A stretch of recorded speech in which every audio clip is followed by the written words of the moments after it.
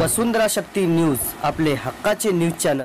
31ला तळीरामांचा जल्लोष, दारू दुकाने आणि बार पहाटेपर्यंत सुरू राहणार।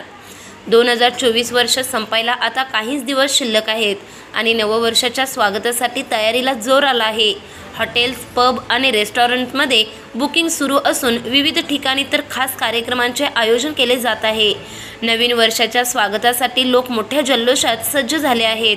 31 डिसेंबरला 31च्या संध्याकाळी सुरू होणारा उत्सव रात्री उशिरापर्यंत आणि नववर्षाच्या पहाटेपर्यंत सुरू राहतो। यंदा या जल्लोषात सरकारी आदेशाने नवा रंग भरला आहे। या आदेशानुसार राज्यातील दारूची दुकाने, पब आणि बार पहाटेपर्यंत सुरू ठेवण्याची मुभा देण्यात आली आहे।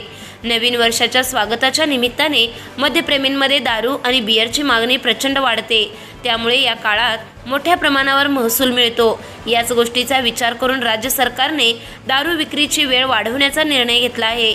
मात्र कायदा आणि सुव्यवस्था बिघडू नये म्हणून सार्वजनिक शांततेसाठी प्रशासन सज्ज असून जिल्हाधिकाऱ्यांना परवानगी नाकारण्याचा अधिकार देण्यात आला आहे। मोठ्या शहरांमध्ये पब, हॉटेल्स आणि खासगी पार्ट्यांमध्ये होणाऱ्या कार्यक्रमांवर बारकाईने लक्ष ठेवले जात आहे। 31च्या निमित्ताने दारू विक्रीत लक्षणीय वाढ होते। लाखो लिटर मद्य आणि बिअरची विक्री होऊन सरकारी तिजोरीत मोठा महसूल जमा होतो। हा महसूल आणि लोकांची मागणी लक्षात घेऊन सरकारने हा निर्णय घेतला आहे। चॅनलला सबस्क्राइब करा आणि परिसरातील ताज्या घडामोडी सर्वात आधी बघण्यासाठी बेल आयकॉनला क्लिक करा।